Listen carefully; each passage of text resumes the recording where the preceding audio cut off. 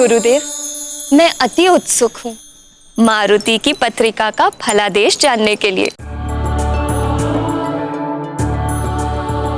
हाँ पितामह, शीघ्र बताइए। अब हमसे और प्रतीक्षा नहीं हो रही।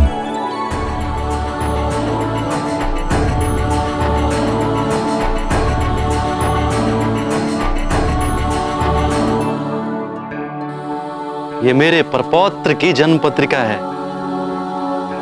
इस शुभ कार्य को आप ही कीजिए मुनिवर। बड़े आश्चर्य की बात है देवगुरु, आप कब से परिवार की मोह माया में बंधने लगे?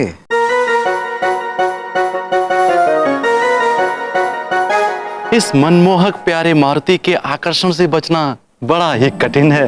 यह तो मेरे हृदय में समा गया।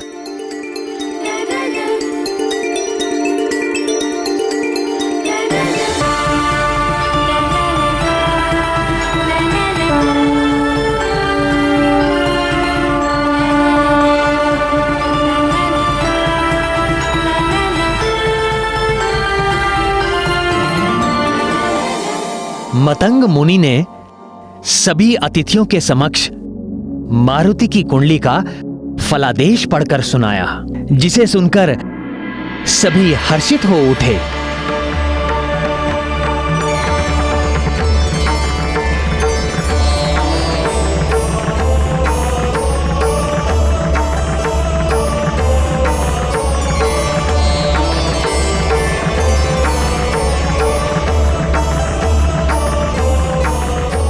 युवराज मारुति को मेरा संरक्षण सदैव मिलता रहेगा। जब भी मारुति को मेरी आवश्यकता होगी, मैं सदैव उसके साथ रहूंगा।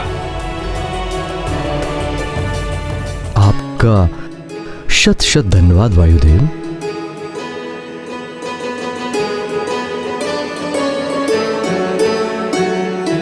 कल्याण हो।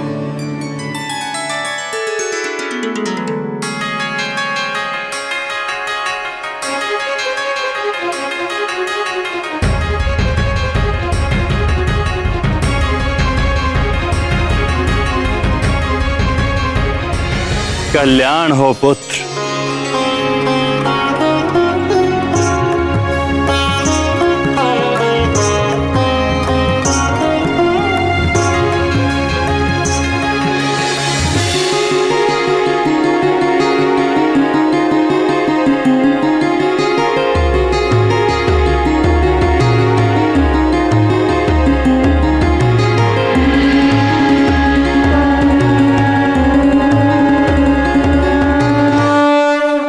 महाराज, प्रजा युवराज के दर्शन के लिए अत्यंत व्याकुल हो रही है और कड़ी धूप में प्रतीक्षा कर रही है। प्रजा युवराज मारुति का नाम जानने के लिए अत्यंत ही उत्सुक है महाराज। हाँ हाँ, क्यों नहीं। प्रजा का भी उतना अधिकार है जितना हमारा है। चलिए युवराज के प्रजा को दर्शन कराएं। आइए महाराज। केसरी ने अपने साथ देवगुरु बृहस्पति और मतंग मुनि से भी आग्रह किया कि वो भी मारुति के प्रजा दर्शन के उपलक्ष्य में साथ जाएं।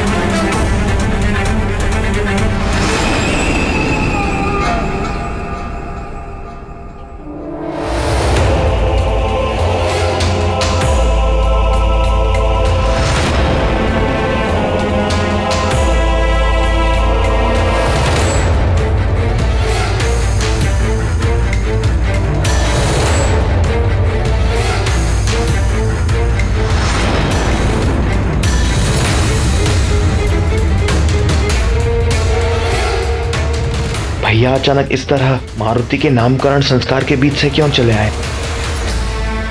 भैया,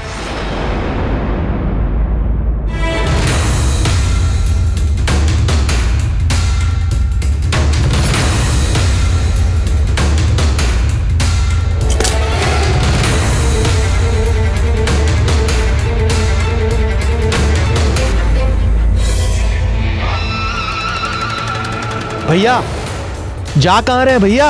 सुनिए तो।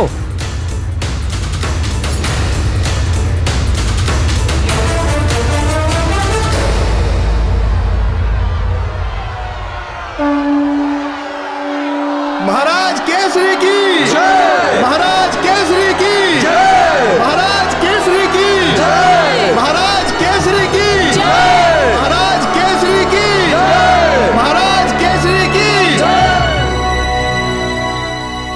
सुमेरु की प्रजा अपने युवराज के दर्शन के लिए अत्यंत व्याकुल हो रही थी। व्याकुल तो सभी हो रहे थे। प्रजा अपने युवराज के दर्शन के लिए व्याकुल थी और शम्भ साधन का पुत्र वृक्षासुर अपने आखेट हेतु व्याकुल था।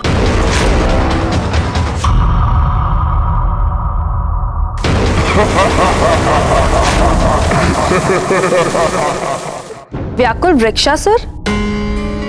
वृक्ष होने के नाते वो चल तो सकता नहीं था, फिर वो आखेट कैसे करता था? वृक्षासुर के आखेट करने का ढंग बड़ा ही निराला था। वो किसी भी प्राणी को उसकी छाया के सहारे दबोचता, तड़पाता और अंत में उसे जीवित ही निगल लेता।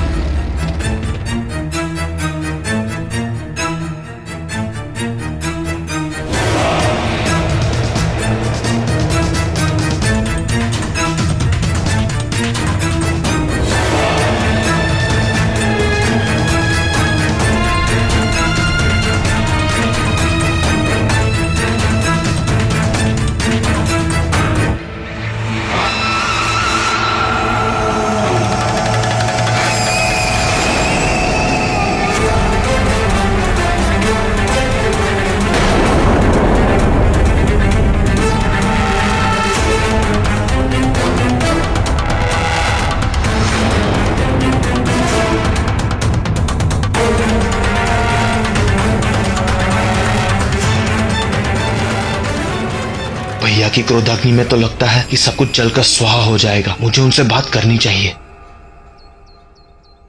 मरकट, मरकट।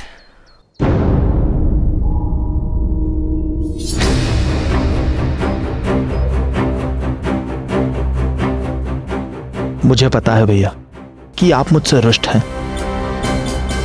किंतु कोई कारण तो बताइए, मुझे मेरी भूल तो बताइए। आप उस बालक मारुति का भोला रूप कैसे नहीं देख पा रहे हैं? आप वो क्यों नहीं अनुभव कर पा रहे हैं जो मैं कर पा रहा हूं?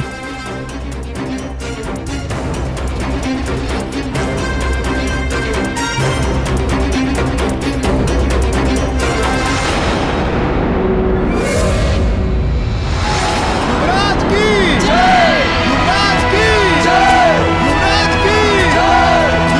की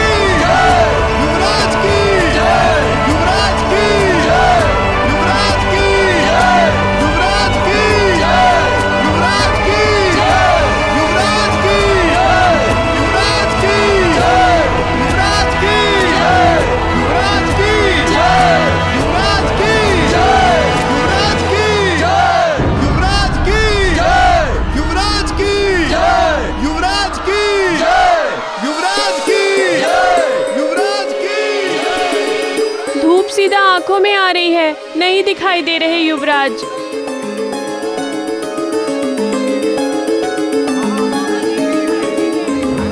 हे सूर्यदेव, से प्रार्थना है कि आपका तेज थोड़ा कम कीजिए। हमें हमारे युवराज का दर्शन करना है। हाँ हाँ, हमारे युवराज का दर्शन करना है।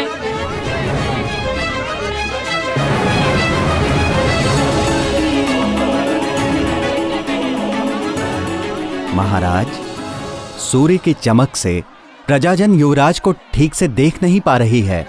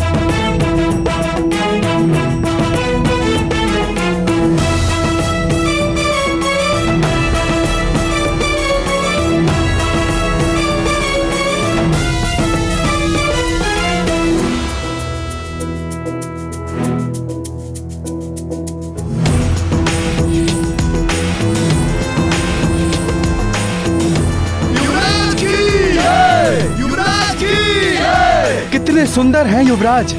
युवराज का दर्शन होते ही कितनी ठंडी हवाएं बहने लगी। युवराज के दर्शन से मन आनंदित हो गया और धूप भी छाया हो गई। ये कैसा चमत्कार है।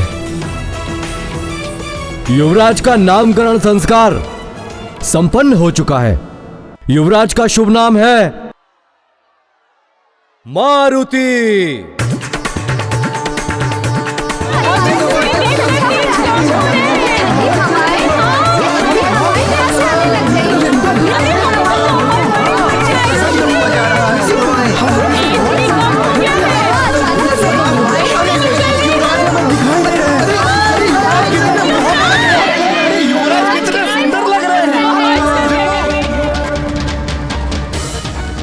प्रजाजनों की जय जयकार की गूंज के साथ मारुति की परछाई भी सुमेरु पर्वत के अंतिम सीमा तक बढ़ जाती है।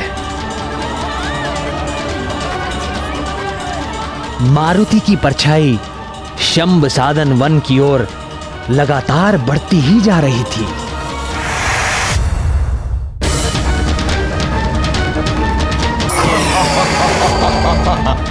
ये कौन सा जीव है इतना बड़ा। लगता है बड़े दिनों पश्चात आज मेरी भूख मिटेगी। इसको खाकर मैं तृप्त हो जाऊंगा।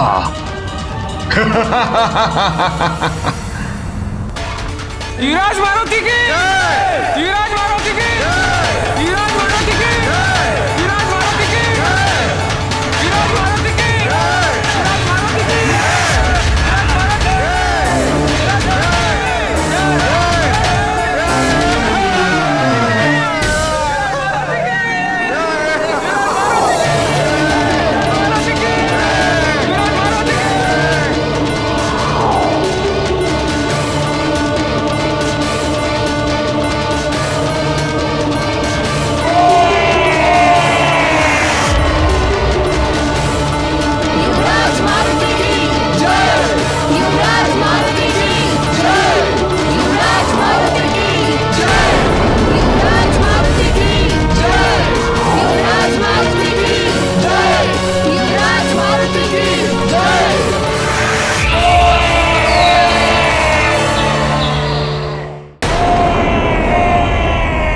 कोलाहल कैसा? पश्चिम वन में सब कुशल तो है मंत्री जी। महाराज, हमारी पश्चिमी सीमा के संभा सदन वन में वृक्षासुर नाम का एक भयंकर राक्षस रहता है। वृक्षासुर? जी महाराज, वो वृक्ष के रूप में रहने वाला एक हिंसक राक्षस है जो प्राणियों को उनकी छाया से पकड़कर अजगर की तरह निगल लेता है। महाराज, ये वृक्षासुर उसी संभ सदन का पुत्र है जिसे आपने मारा था।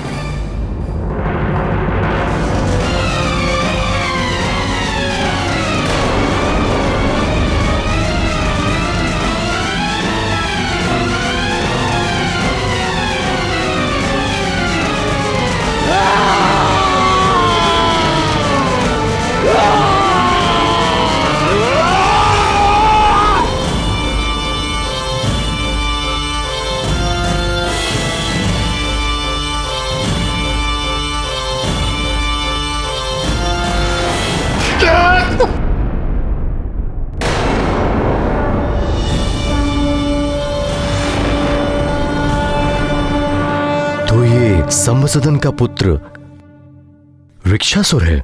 जी महाराज।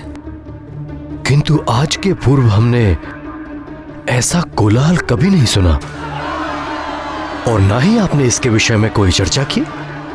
किंतु महाराज, आज से पहले उसने कोई ऐसा साहस भी तो नहीं किया। प्रतीत होता है कि उसने किसी बड़े जंतु को जकड़ लिया है।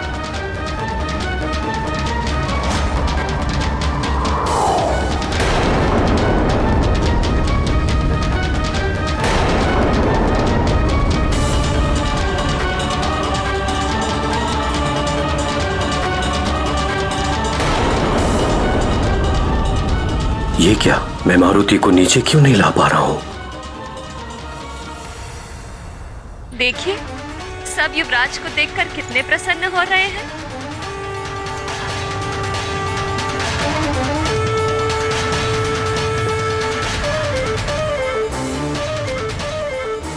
मंत्री जी, युवराज नीचे क्यों नहीं आ रहे हैं?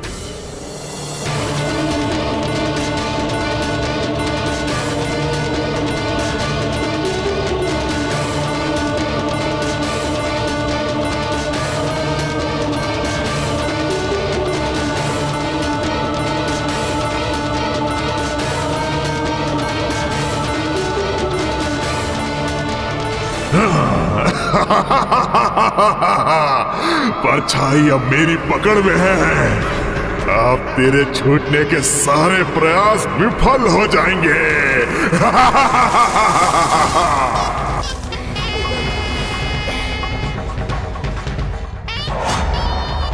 ये परछाई तो मैंने जकड़ रखी है, पर कहां गया वो जंतु? मेरी दृष्टि से दूर कहां छिपा है?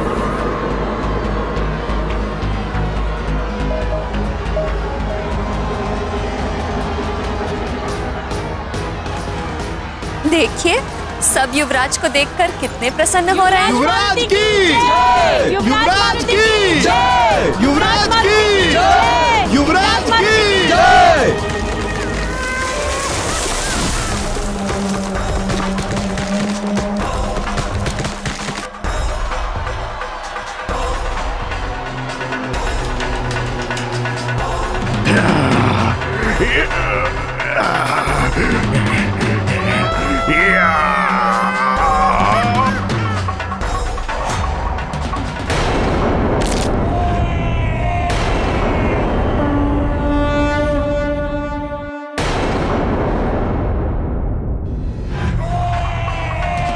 मुझसे चल, तुझे मैं अपना ग्रास अवश्य बनाऊंगा।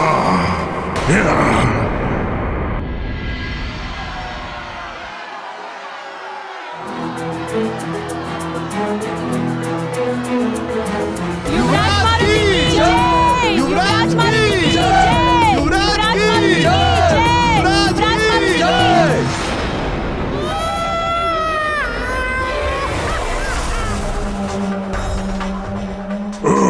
केसरी, मेरे पिता का हत्यारा, बहुत दिनों बाद आज अवसर मिला है।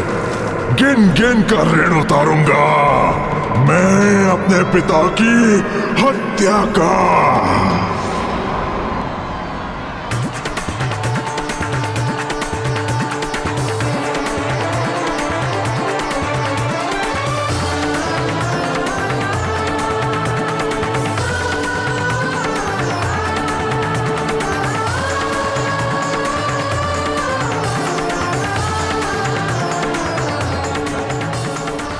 अच्छा, तो मेरे हाथ से निकला जंतु केसरी और अंजना का पुत्र है।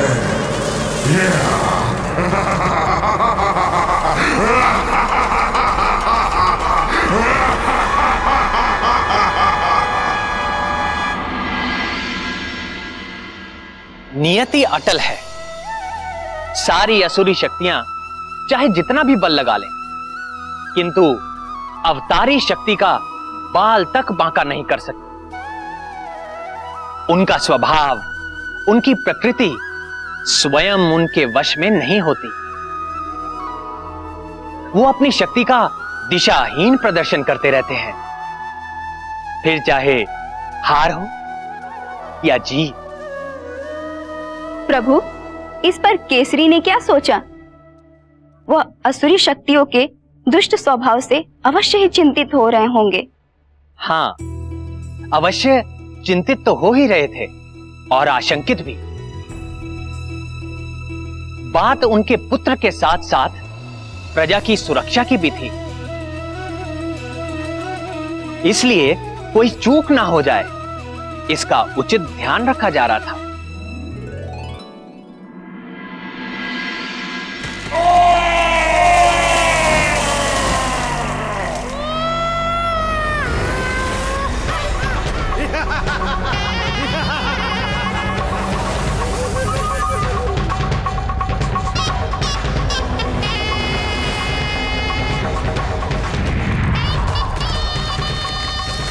हिंसक वन्य जीवों की चित्कार से शंभ साधन वन और भी अधिक भयानक लगने लगा है।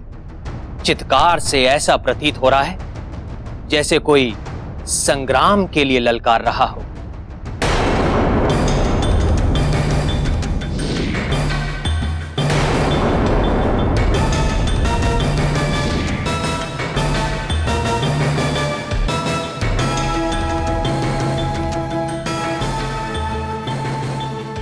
महाराज, आपने बुलाया मुझे? आज प्रातःकाल जो घटना घटी है उसे लेकर मैं बहुत चिंता में हूं मंत्री जी। जब प्रजा को हम मारुति के दर्शन करा रहे थे, तब मारुति कुछ क्षण के लिए हवा में अटक से गए थे। अपना बल प्रयोग करने के बाद भी मैं स्वयं अपने पुत्र को नीचे नहीं उतार पा रहा था। क्या ये उसी आसुरी शक्ति का प्रभाव तो नहीं? निश्चित ही इस घटना के पीछे वृक्षासुर की आसुरी शक्तियों का प्रभाव होगा महाराज। छल और बल का बड़ा ही महारथी है वो दुष्ट।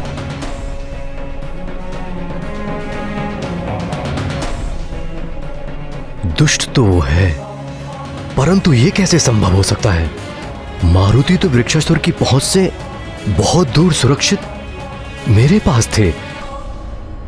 आसुरी शक्तियों का छल और चालाकी का क्या भरोसा महाराज?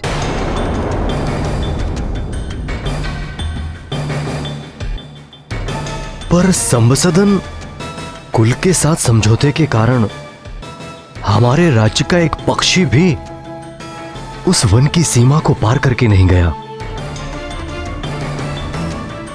इसलिए उनका हमारा क्षेत्र में आने या मारुति को किसी भी प्रकार की हानि पहुंचाने का कोई कारण ही नहीं होता। इन आसुरी शक्तियों का छलवरे कार्य का मेरे साथ क्या संबंध हो सकता है? आपका कथन उचित है महाराज। शंभ सदन के वन में से किसी ने भी आज तक उस समझौते का उल्लंघन नहीं किया है,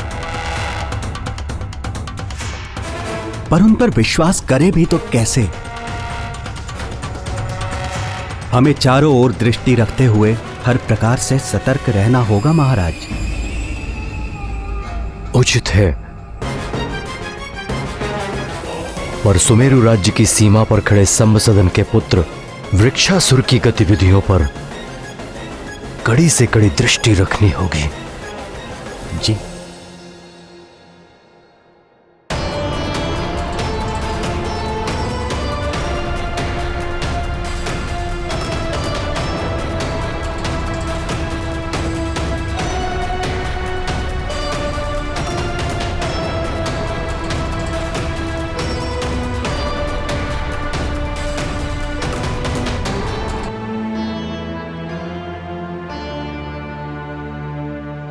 सुमेरु राज की सीमाओं पर वृक्षासुर की गतिविधियां? किंतु महाराज, हमारी कुलदेवी का मंदिर तो सुमेरु और सभासदन वन की सीमा पर ही स्थित है ना? परंपरा अनुसार कल ही हमें अपनी कुलदेवी के दर्शन को जाना आवश्यक है। किसी तरह से ये कार्य पूरा हो जाए, बस भोलेनाथ से यही कामना है। चिंता का कोई विषय नहीं है।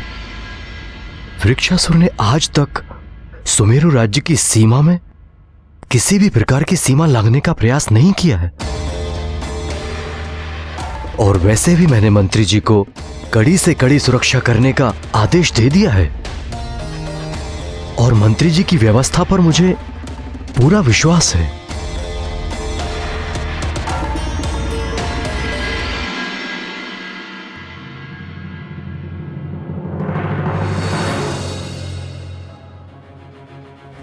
निश्चित ही कल मारुति की सुरक्षा की विशेष व्यवस्था करनी होगी। सुरक्षा में किसी भी प्रकार की असावधानी ठीक नहीं।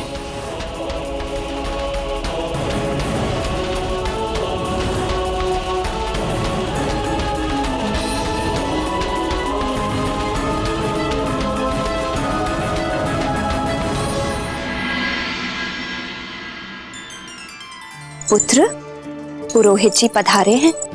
कुलदेवी ललिता अम्बा के मंदिर जाने से पूर्व हमें यही भवन में कुछ विशेष विधि विधान से पूजा करनी है।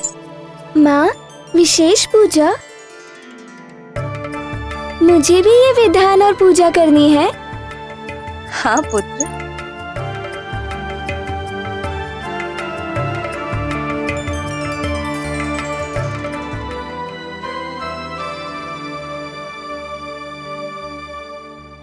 ओम नमः शिवाय।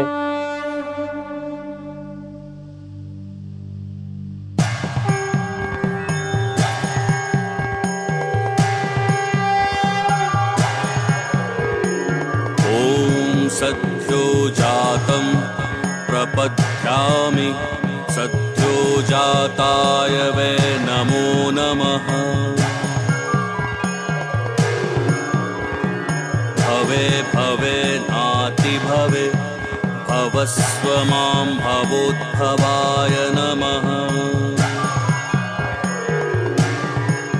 माँ, ये पुरोहित जी क्या कर रहे हैं?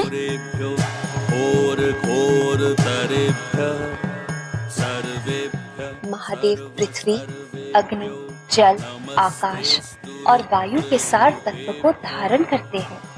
भस्म के माध्यम से वे सारे जगत का ग्रहण करते हैं। पुरुषाय विद्महे महादेवाय धीमहि।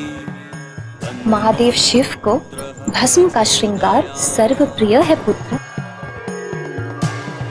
उनके श्रृंगार के लिए पुरोहित जी ने बेल, शमी, पीपल, बड़ और अमलतास के पेड़ के काष्ठ को शिव मंत्र का उच्चारण करते हुए जलाकर भस्म को तैयार किया है। वही भस्म शिवलिंग के पास पड़े कलश में रखा है। महाकाय महाकाल जगतपते महाकाल। और अब पुरोहित जी उस भस्म को पीले वस्त्र में बांधकर एक पोटली बना रहे हैं। महाकाल महादेव महाकाल महाप्रभो महाकाल महारुद्राय महाकाल नमो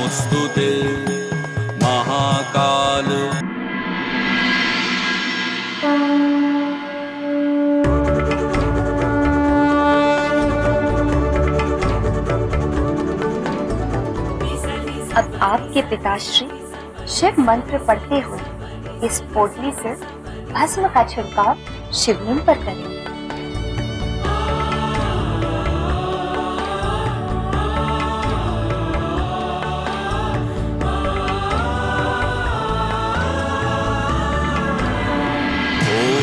सद्यो जातं प्रपद्यामि सद्यो जाताय वै नमो नमः। अब जब इस पोटली का भस्म पोटली के महीन छिद्रों से छनकर ये भस्म जो महादेव को अर्पित किया है शिवलिंग को ढक लेगा, तब यही भस्म विभूति बन जाएगा। महादेव जो त्रिपुंड पाने मस्तक पर धारण करते हैं उसमें ब्रह्मा, विष्णु और रुद्र के 7 तत्व समाहित हैं।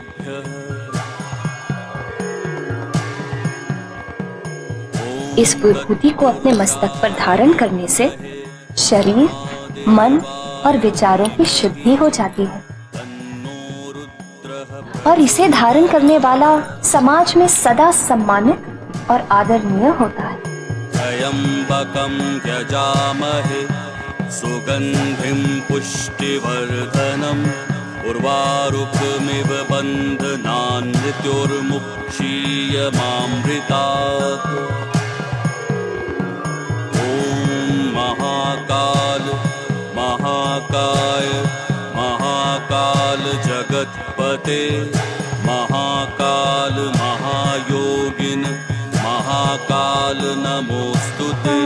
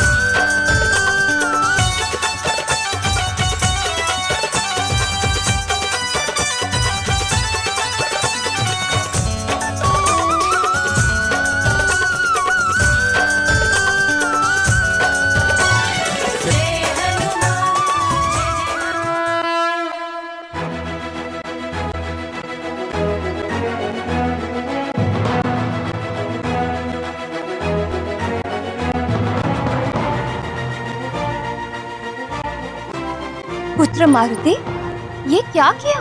हो गई शुद्धि।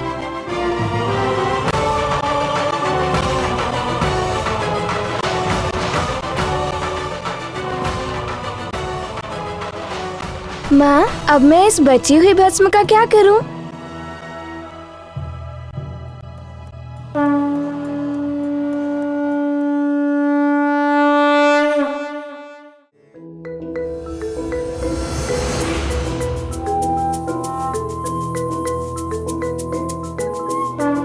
ये मुझे दे दीजिए।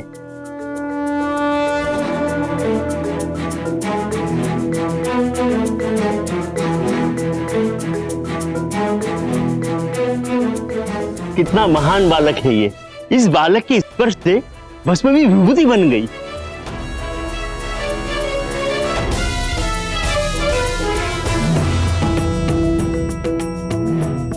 देख रहे हैं आप आपके पुत्र की नवीन लीला।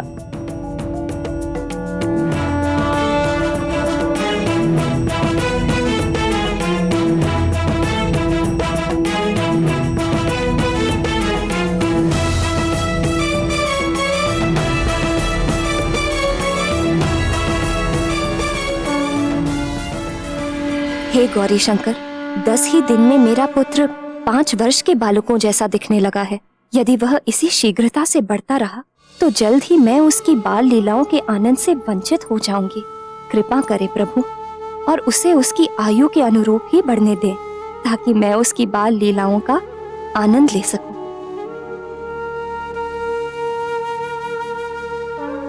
पुत्र के प्रति मैं तुम्हारी भावना समझ सकती हूँ पुत्री अंजना।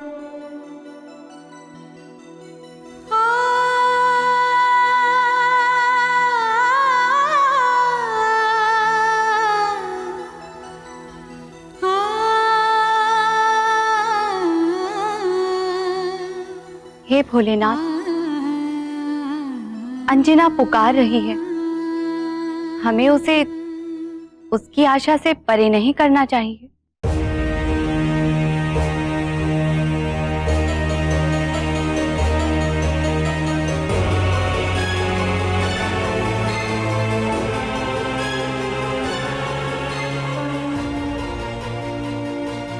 सागर को नदी में,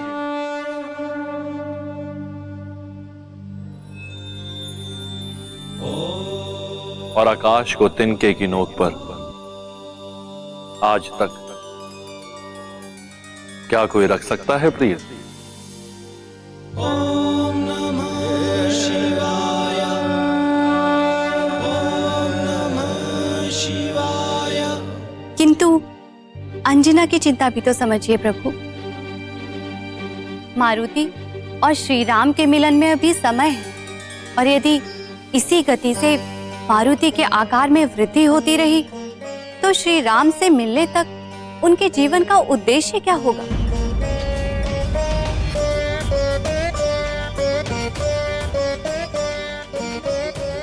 स्वामी, क्या आप मारुति की मधुर नटखट बाल लीलाओं का आनंद नहीं लेना चाहते? प्रिय, मैं स्वयं मारुति की बाल लीलाओं से नित्य आनंदित होता रहता हूँ। हे नाथ, आपसे विनती है, अब तो अंजना की प्रार्थना स्वीकार कीजिए प्रभु।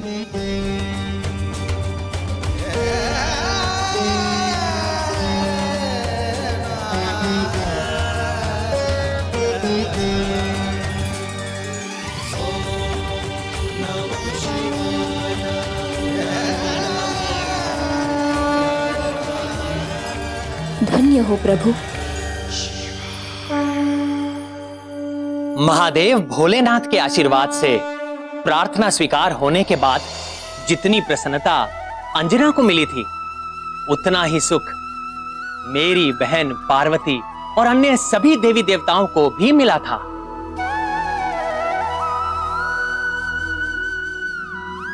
किंतु शंभ साधन वन में वृक्षासुर मारुति के वन के निकट आने की ताक में था।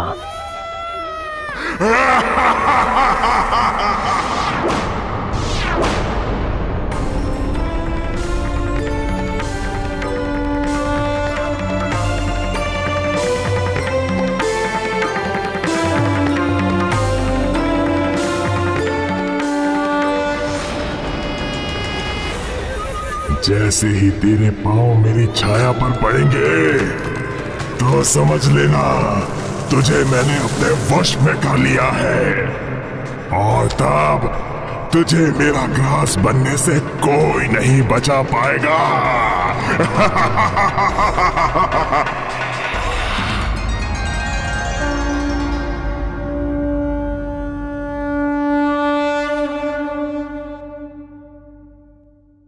ये किनका मंदिर है? देवी ललिता अंबा का। ये देवी ललिता अम्बा कौन है? हमारी कुल देवी है। तन मन से अग्रजित होकर कुल देवी ललिता अम्बा के दर्शन करना हमारी कुल देवी का आशीष हमारे कुल के उज्जवल भविष्य के लिए अति आवश्यक है। वो तो सबकी पूज्य माँ है। आपकी भी? हाँ, मेरी भी, सबकी माँ। आपकी और नानी की भी? हाँ हाँ, नानी की भी माँ। अब ऊपर चलकर देवी ललिता अम्बा का ध्यान करना।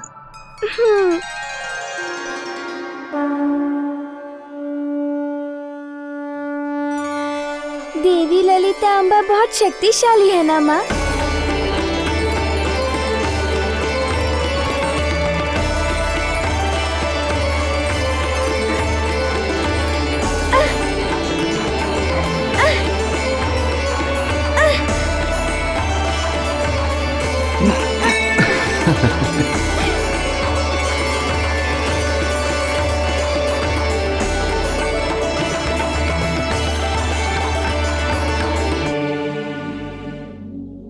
मंत्री जी, आपकी सतर्कता अनिवार्य है। पूरी तरह चौकन्ना रहिए। महाराज, हम पूरी तरह से सतर्क हैं। आप आश्वस्त रहिए। वन में खड़ा दुष्ट, चालाक व कपटी वृक्षासुर शंभ साधन वन और सुमेरु राज्य की सीमा के बीच हुए समझौते का उल्लंघन तो कर ही रहा था, वो भी बड़ी चालाकी से। केसरी भली भांति जानते थे कि चालाक वृक्षासुर कभी भी अपना कपटी रूप दिखा सकता है, अतः उन्होंने सभी को सतर्क रहने की चेतावनी दे रखी थी। हाथ से निकला खेत पुनः चंगुल में आ रहा है। घात लगाकर पकड़ूंगा, बचकर जाने नहीं दूंगा। मैं और मेरे सारे सैनिक चारों ओर से सतर्क हैं। आप निश्चिंत होकर कुल देवी के दर्शन कीजिए महाराज। पर इस जगह की शांति को देखकर अभी तक तो वृक्षासुर के अतिक्रमण का आभास नहीं हो रहा है। जी महाराज।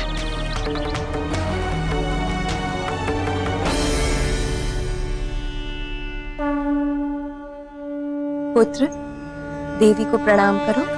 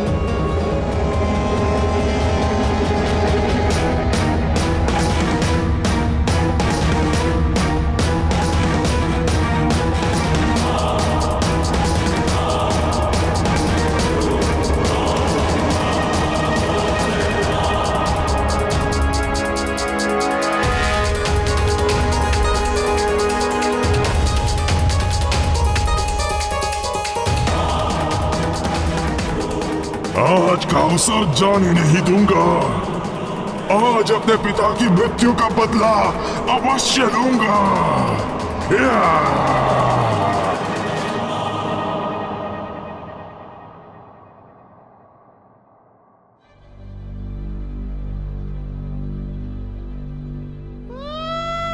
बदला भी लूंगा और केसरी पुत्र के कोमल कोमल मांस के भक्षण का आनंद भी लूंगा।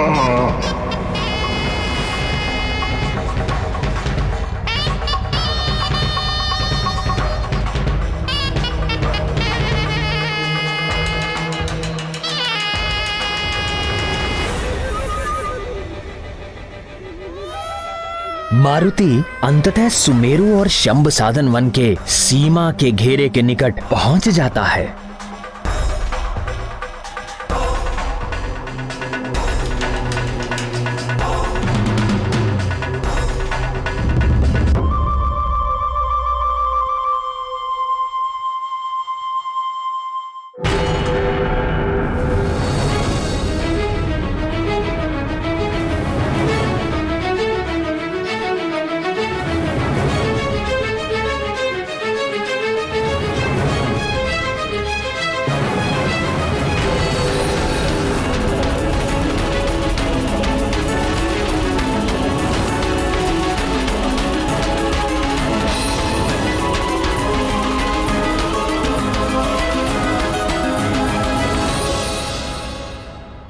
ये क्या प्रभु, मारुति तो घात लगाकर बैठे वृक्षासुर की ओर बढ़ते जा रहे हैं। अब आगे क्या होगा समझ नहीं पा रही हूं।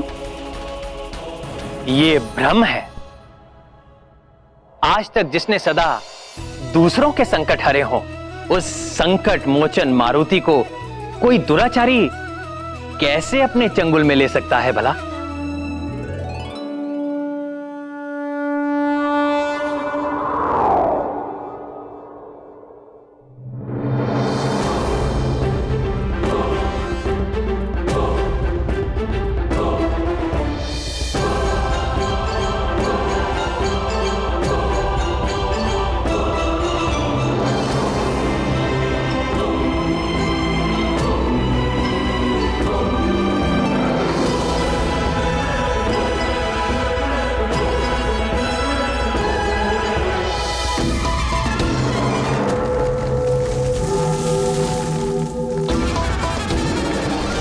भगवान श्री विष्णु के छठे अवतार भगवान परशुराम की कथा सुनाऊंगा।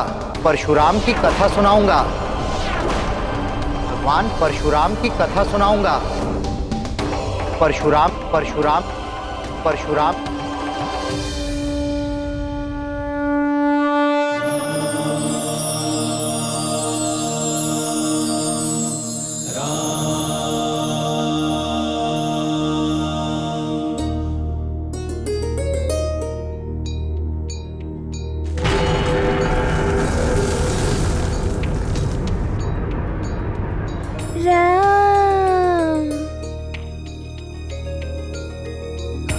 ये अत्यंत ही अद्भुत कथा परशुराम की।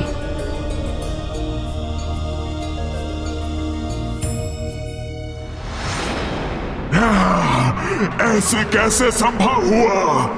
कैसे निकल गया हाथ से? किंतु कथा सुनाने से पूर्व मुझे बताओ कि भगवान श्री विष्णु का त्रिअक्षरी मंत्र किस किस को स्मरण है? सुषेण तुम कहो। हरिओम। उत्तम, अति उत्तम। अब बताओ भगवान श्री विष्णु का अष्टाक्षरी मंत्र किस किस को स्मरण है?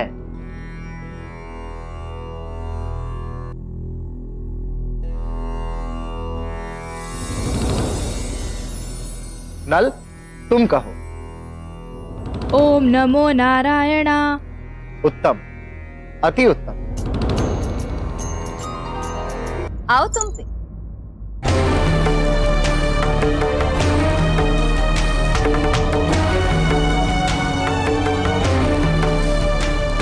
महाराज, मारुति कहीं दिख नहीं रहा। अरे यही तो थे।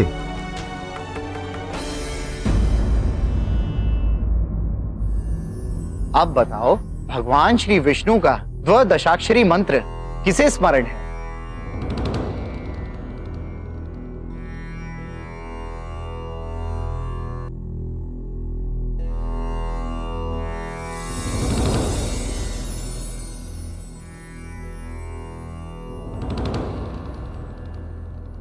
नील, तुम कहो।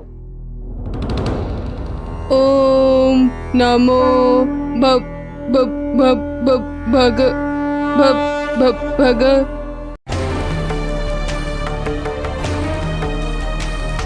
मारुति, मारुति, मारुति, मारुति, मारुति।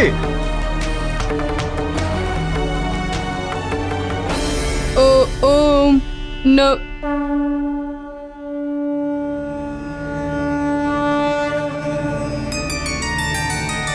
भग ओम नमो भगवते वासुदेवाय।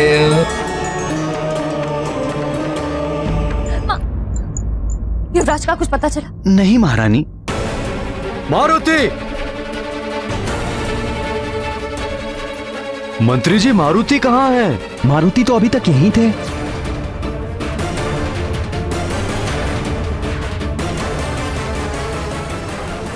ओम नमो वासुदेवाय नमः।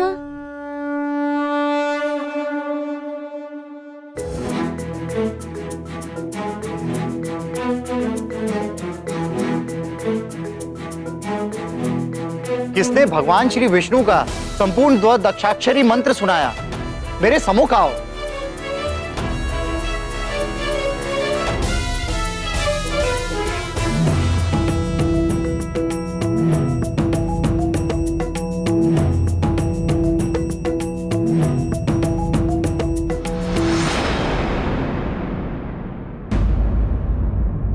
हृदयनाथ, द्वादशाक्षरी मंत्र तो मारुति ने देवी सरस्वती के मुख से गर्भ अवस्था के समय ही सुन लिया था और वह मंत्र मारुति को पूरा पूरा स्मरण था। केवल मारुति ही नहीं, गर्भावस्था के समय साधारण से साधारण शिशु भी अपने माता के व्यवहार में लाए गए हर कार्य को सुनता समझता है और अपने स्वभाव में धारण करता है। यह सत्य है। शिशु के उज्जवल भविष्य को ध्यान में रखकर माता को भी अपना व्यवहार सदा अच्छा रखना चाहिए। माँ यदि चाहे तो गर्भावस्था में ही अपने शिशु का भविष्य रच सकती है। मारुति जैसे बुद्धिमान व पराक्रमी संतान को पाकर अंजना और केसरी ने अवश्य ही सौभाग्यशाली होने का गौरव प्राप्त किया है। निस्संदेह मारुति जैसे पुत्र को पाना किसी भी माता पिता के लिए सौभाग्य की ही तो बात है। रुको रुको। प्रणाम ऋषिवर। प्रणाम ऋषिवर। यशस्वी भव। नन्हे युवराज मारुति, आपका भी हार्दिक स्वागत है। मुझे प्रसन्नता है कि युवराज मारुति ने पाठशाला में आते ही अपनी कुशाग्र बुद्धि का परिचय दिया है। बिना शिक्षा प्रारंभ किए ही इन्हें जो मंत्र ज्ञात है वो हमारी कक्षा के किसी भी विद्यार्थी को स्मरण नहीं था। ये अवश्य ही युवराज के उज्जवल भविष्य के लक्षण हैं। मेरा शुभाशीष सदैव युवराज के साथ है। तुम्हारा कल्याण हो।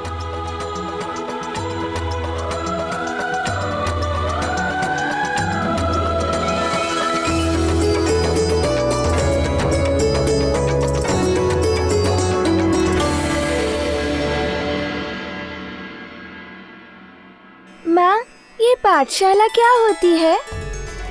पाठशाला विद्या का मंदिर होता है, जहाँ शिक्षा और ज्ञान की बातें बताई जाती हैं।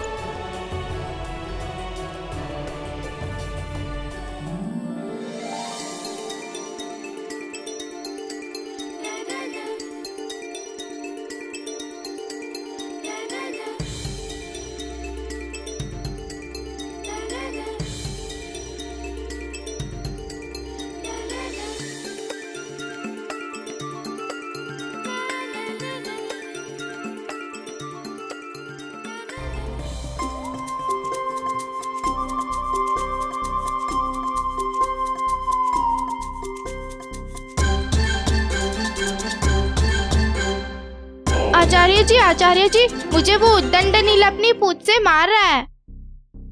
नील, तुम्हें ऐसा नहीं करना चाहिए।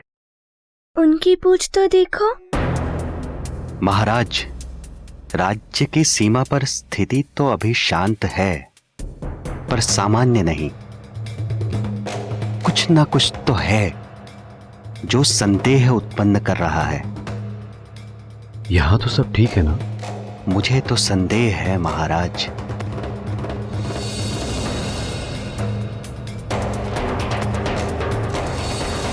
आपसे एक निवेदन करना चाहता हूं। निवेदन नहीं, आदेश दीजिए, हमें प्रसन्नता होगी। सुरक्षावश यदि आप बच्चों की पाठशाला की कक्षा राजभवन की वाटिका में लगाएं और वहीं पाठ पढ़ाने की कृपा करें तो ये राज्य की सुरक्षा के हित में रहेगा।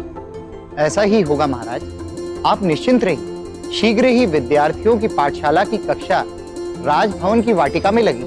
प्रणाम ऋषिवर।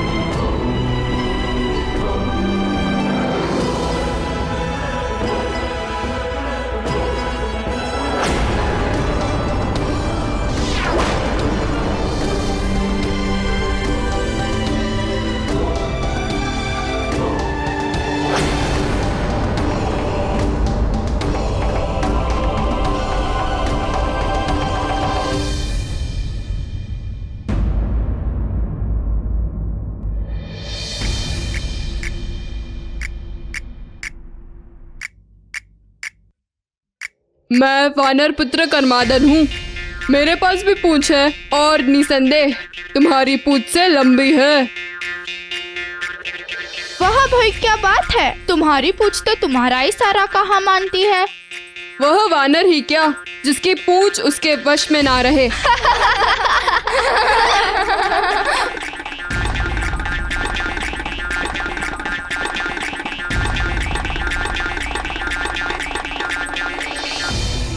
बालक मन की दुविधा जितनी सरल होती है, उसका उत्तर ढूंढना उतना ही अधिक कठिन होता है।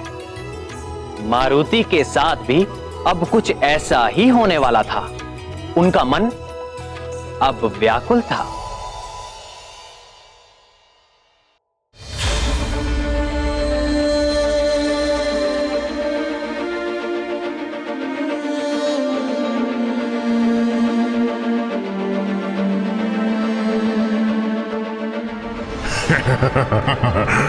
एक बार तो आजा, बस एक बार मेरे चंगुल में।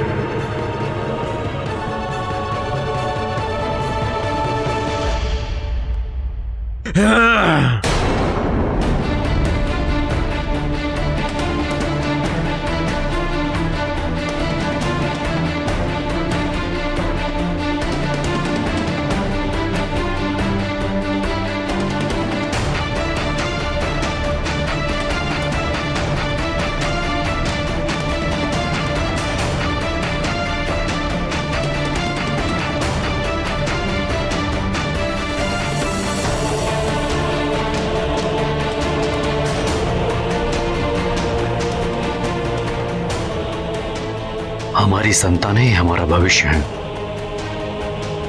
मंत्री जी, पाठशाला के बालकों के लिए शीघ्र ही भवन के प्रांगण में एक सुरक्षित व्यवस्था कीजिए। जी महाराज। विपरीत परिस्थिति में हमें सतर्क रहना होगा और सुरक्षित भी। मैं शीघ्र ही अपनी देखरेख में सारी व्यवस्था करवाता हूं। आप निश्चिंत रहिए महाराज।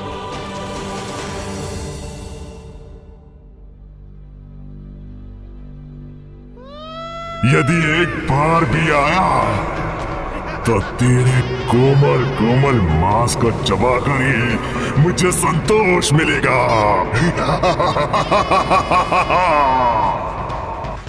प्राण वल्लभ, कौन थे वे साधारण वानर बालक जिन्हें केसरी वृक्षासुर की पहुंच से दूर रखने का प्रयास कर रहे थे? हाँ प्रिय, वो सभी वानर बालक साधारण नहीं थे। वो तो भिन्न भिन्न देवताओं के अंश थे, जो मेरी ही आज्ञा से उन्हीं देवताओं के द्वारा पृथ्वी लोक पर भेजे गए थे। देवताओं के अंश? आपकी आज्ञा से? ऐसी क्या आवश्यकता आ पड़ी थी प्रभु? हाँ प्रिय, आवश्यकता तो आ ही पड़ी थी। बात उस समय की है जब अत्याचारी रावण के आतंक से दुखी और त्रस्त होकर ब्रह्मदेव के साथ सभी देवता, यक्ष, गंधर्व और भूदेवी वैकुंठ लोक में मेरे नारायण स्वरूप से मिलने आए थे। तब मैंने ही उन देवताओं को अपने रामावतार के समय अपने अपने अंश को पृथ्वी लोक पर भेजने की आज्ञा दी थी। हे प्रभु, क्या उस आतताई से हमें कभी मुक्ति नहीं मिल पाएगी? आप निराश न हो ब्राह्मण। मेरी प्रतिज्ञा है कि जब जब गौ माता, विप्रजन, संत समुदाय और देवताओं पर विपत्ति आएगी, जब जब अविश्वास, अनाचार और अधर्म की वृद्धि होगी और धर्म की हानि होगी, जब भक्त मेरा उपहास करेंगे, मेरी भक्ति को अंधविश्वास समझेंगे, तब मैं सज्जनों की रक्षा के लिए और दुर्जनों के विनाश के लिए यज्ञ की वैदिक मर्यादा और धर्म की स्थापना के लिए मैं अवतार लूंगा। अहंकार सदैव पतन का कारण होता है। रावण के भी विनाश का कारण उसका अहंकार बनेगा, क्योंकि शीघ्र ही मैं मनुष्य रूप में अवतार लेकर दुराचारी रावण का वध कर दूंगा। हे पुरुषोत्तम, हमें क्या करना होगा? आदेश दीजिए प्रभु। आप सब भी पृथ्वी पर अपने अपने अंशों से वानर कुल और ऋक्ष कुल में अवतार लीजिए। समय आने पर रावण के विरुद्ध धर्म युद्ध में मैं आपकी सहायता लूंगा। मेरा ये अवतार मर्यादा पुरुषोत्तम के नाम से प्रसिद्ध होगा। अच्छा नाथ, उन देवताओं ने किस किस रूप में अपने अंश को पृथ्वी पर भेजा? प्रिय, राम कार्य में सहायता के लिए ब्रह्मदेव के पुत्र प्रिय जामवंती के पिता और मेरे ससुर ऋक्षराज जामवान तो पहले से ही पृथ्वी पर उपस्थित थे, और महादेव शिव ने भी अपने अंश को अंजनी पुत्र मारुति के रूप में इस धरती पर भेजकर हम सबको धन्य कर दिया था। हम सबको ये जानना आवश्यक है, और इनके अलावा पृथ्वी लोक पर देवताओं के दिव्य और सुंदर अंश के रूप में अग्निदेव से नील, विश्वकर्मा से नल, धन कुबेर से गंधमादन, चंद्रदेव से दधिमुख, वरुण से सुषेण, और सुषेण को धनवंतरी जी का भी विशेष आशीर्वाद प्राप्त था, और ऋक्षराज को वरदान में मिले 2 पुत्रों में से सुग्रीव सूर्यदेव का अंश था और वाली इंद्रदेव का।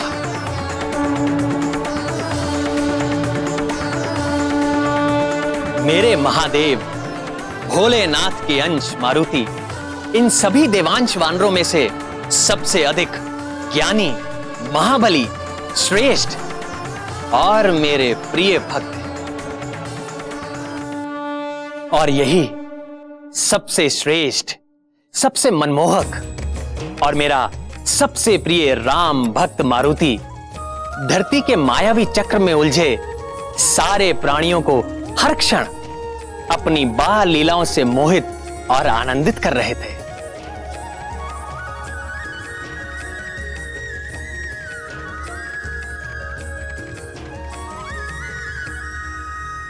और वृक्षासुर मारुति को जकड़ने हेतु व्यग्र हो रहा था।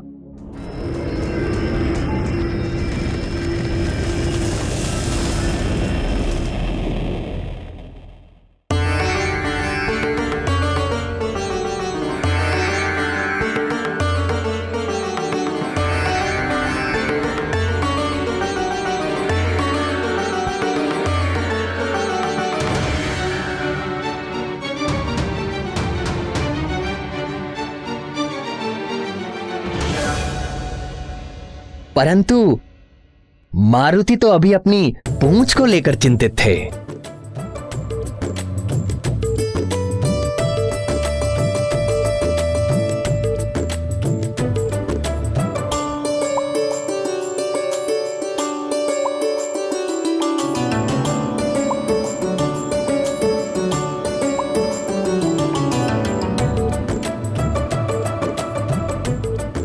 उनकी पूंछ तो देखो, उनकी पूंछ तो बड़े काम की है।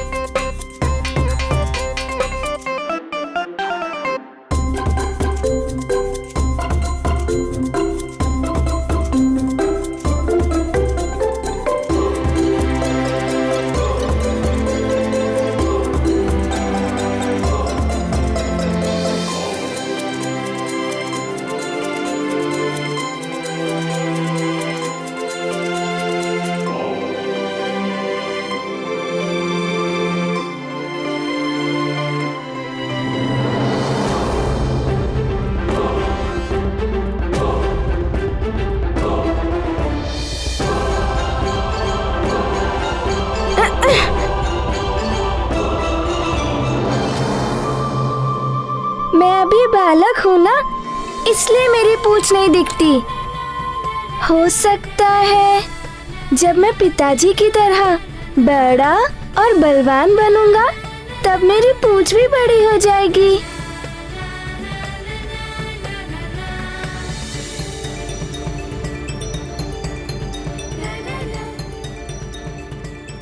पर आश्रम में तो वानर अभी बालक थे और उनकी पूंछ भी थी।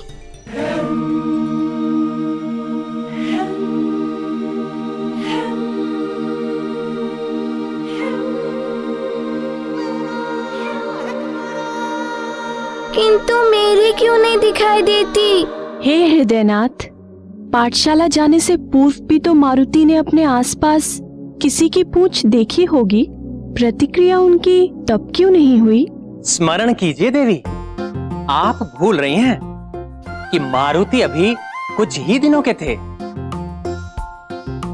किंतु दिखते थे 5 वर्ष के, और इससे पहले वो किसी बालक से मिले भी नहीं थे।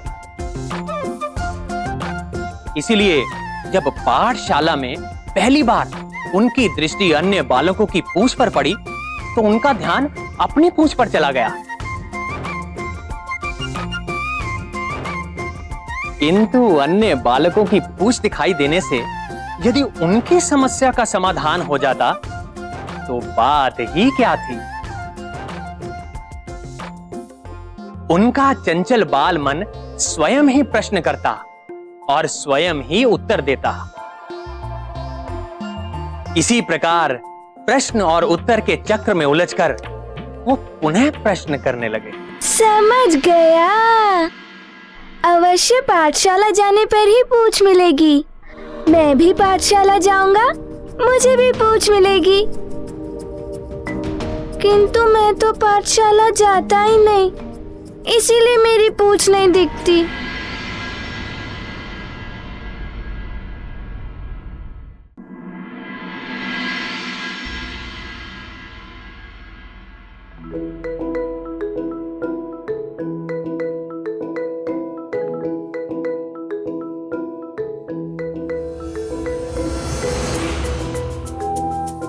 अरे ये किसकी पूंछ है? पर ये छाया तो मेरी है।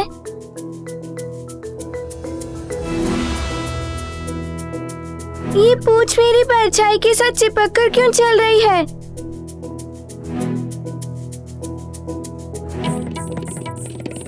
क्या कोई मेरे साथ चालाकी कर रहा है? हाँ?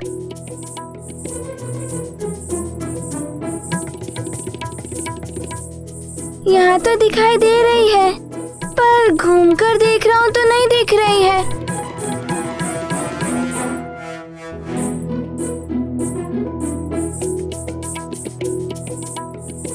कैसे हो सकता है ये? ये कोई चमत्कार तो नहीं है।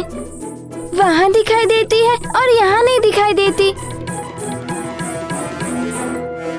सीधा रहता हूँ तो दिखती है, घूमकर देखता हूँ तो नहीं दिखती। समझ गया, पूंछ अभी छोटी है ना, इसलिए मेरी बात नहीं समझ पा रही।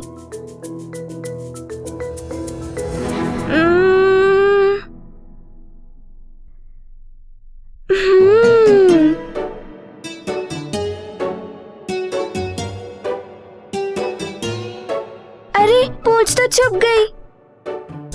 कभी आती है कभी छुप जाती है। अवश्य कोई मेरे साथ नाटक कर रहा है।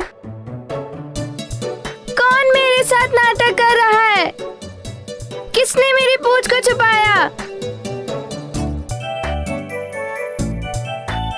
बालक जानकर ही कोई नाटक कर रहा है मुझसे।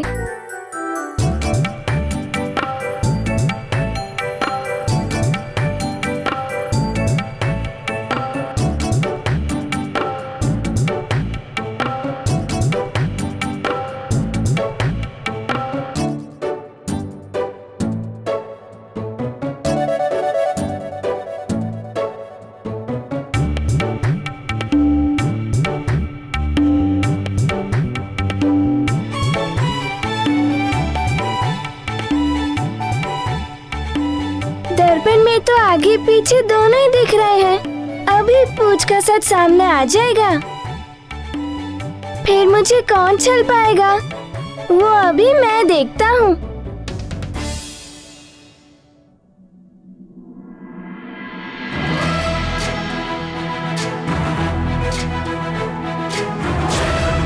ज्ञान गुण सागर जय कपीस दिवलोक उजागर। जय हनुमान ज्ञान गुण सागर जय कपीस दिवलोक उजागर। राम दूत अतुलित बल धामा, अंजनी पुत्र पवन सुत नामा। महावीर विक्रम बजरंगी, कुमति निवार सुमति के संगी। जय हनुमान ज्ञान गुण सागर जय कपीस दिवलोक उजागर। जय पवन तनय संकट। अरे मेरी पूंछ तो मुझसे ही जुड़ी हुई है। अब तक जो मैं देख नहीं पा रहा था, मेरी पूंछ मुझसे जुड़ी हुई थी।